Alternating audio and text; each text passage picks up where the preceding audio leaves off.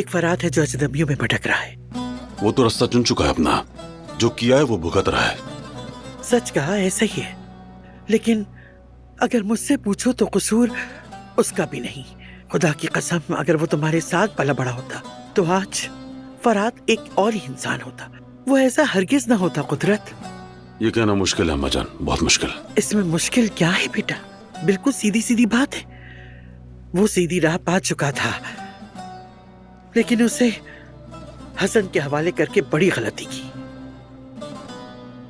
मैं तो बस ये कहना चाहती हूँ कि फरात काराबे की जगह काराबे की हवेली के अलावा और कहीं नहीं है।